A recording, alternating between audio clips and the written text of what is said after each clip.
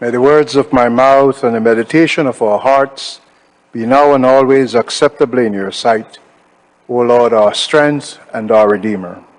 Amen.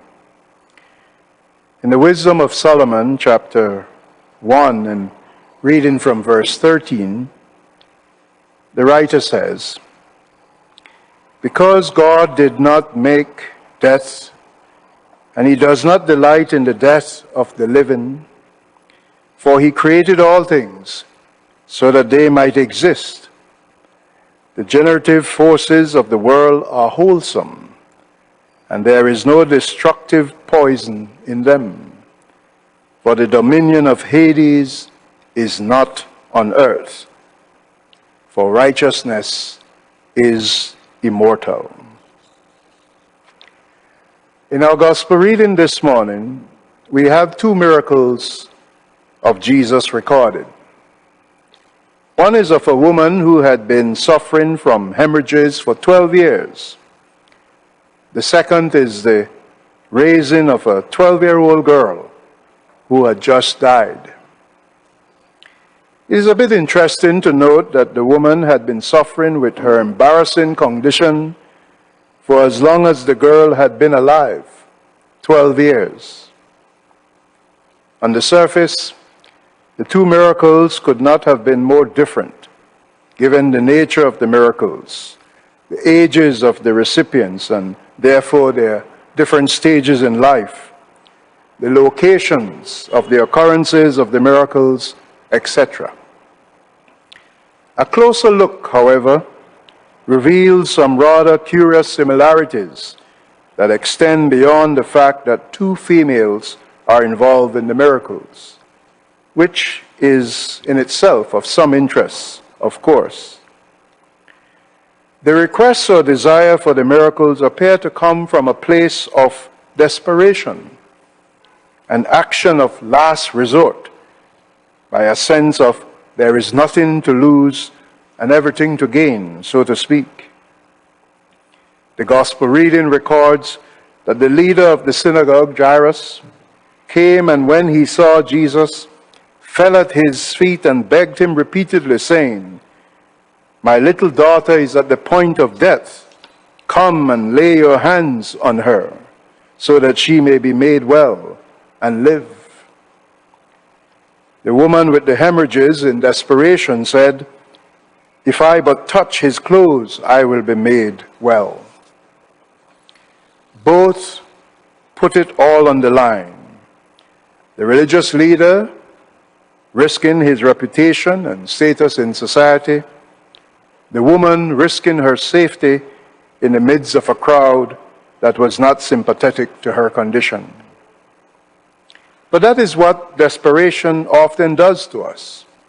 It forces us to, at least temporarily, abandon our usual hesitation, fear, and intimidation in our quest for a solution, our inconsolable need for something, for anything, to get us out of the quagmire we find ourselves, and thereby satisfy our need to keep hope alive. Desperation may at times give us the energy and impetus to act in our better interest, but it often comes from a place we may never want to return if we ever were able to escape.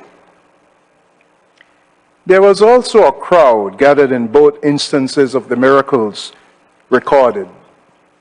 However, as with the dynamics of most crowds, a mentality quickly emerged where the collective and apparent unified action of the crowd is never at the expense of those ever-present individual self-interests. Let us not fool ourselves when we get caught up in the actions of the mob or crowd. Those self-interests and self-serving motivations and agendas remain dominant and will rear their ugly and unflattering heads when their objectives are not met. At the time of the miracle of the woman with the hemorrhages, when Jesus asked who touched him, The disciples, of all the people in the crowd to make such a response, retorted by saying to Jesus, "You see the crowd pressing in on you. How can you say, 'Who touched me?'"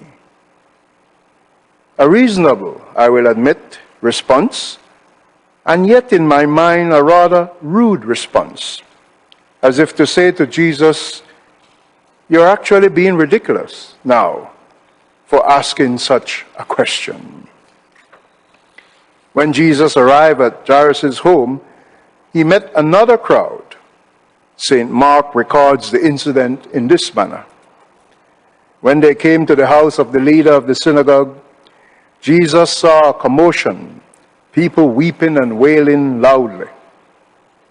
When he had entered, he said to them, "Why do you make a commotion and weep? The child is not dead, but sleeping." And they laughed at him.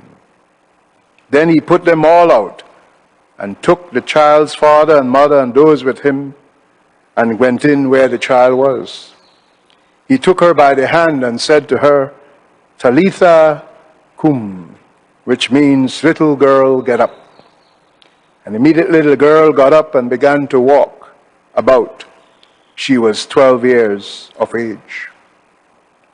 This second time around, Jesus had gotten enough of the crowd's mentality and behavior that were neither conducive to the healing of the girl nor the consolation of her parents, despite their outward acts of care and condolence. Jesus, I believe, chased them out of the house so as to create a better environment for something positive to occur, away from the cynicism and disingenuousness of many gathered in the crowd. So it is with life, my sisters and brothers. In the midst of all that can come our way as we sojourn through life, making us desperate and reckless, vulnerable and at the mercy of the people and circumstances around us, causing us to get caught up with a mob mentality that is never to our betterment, we need to nevertheless know who we can turn to in our hour of need. We need to be able to recognize who it is that truly has our best interests at heart, and not to be distracted by the clamor and commotion of the crowd. The stories of the miracles in today's gospel reading may have very well been preserved for us in Holy Writ to remind us of a salient point. That point is that God hears the cries of the desperate and vulnerable above the noise of those in the crowd who are bent on drowning out and ultimately silencing such cries. Cries for justice, for truth, for honesty, for what is right, for what is fair, for one more shot at redemption and restoration, resurrection and life, never fail to reach the air of divine love. So we must never surrender such causes. We must never stop making our voices heard on behalf of those who need us to speak for them when they can no longer speak for themselves. It is why I elected to travel this path of reflection in today's gospel reading. Even the casual observer and the oftentimes disinterested member of society would have, by now I believe, taken notice of some of the things occurring in our country in recent times. Notwithstanding the challenges and excuses the COVID-19 pandemic has provided many of us to avoid responsibility and accountability for our actions, as if we need a new ally, we in this country cannot turn a blind eye or a deaf ear to the existential threat our fragile democracy and economy faces. It is actually both existential and exigent, because the lives of too many of our people continue to hang in the balance and are found wanting. We need to remove the clamor and commotion from our midst and begin to create the space where constructive discourse and, more importantly, life-giving and life-affirming action can take place. Talk of political reform and good governance is fine. However, just as important, if not more important, but less desirable issue of what we are in the religious realm often referred to as a transformation of the heart that lends to high moral standards and ethical behavior must be on the table as well. We ignore this latter dimension to true reform at our own peril and the sure reality of frustration in seeing history repeat itself time and time again. We are celebrating the lives and talents of our children in this service. Therein lies our hope for a better Belize as well. Yet, this itself is not an automatic or spontaneous outcome. We must set the best example possible for them to emulate and aspire for. As many have said before, behavior, whether individual or collective, is established in what is tolerated, celebrated, and affirmed. We still have an opportunity to get it right. All hope is never lost in the divine scheme of things. Amen.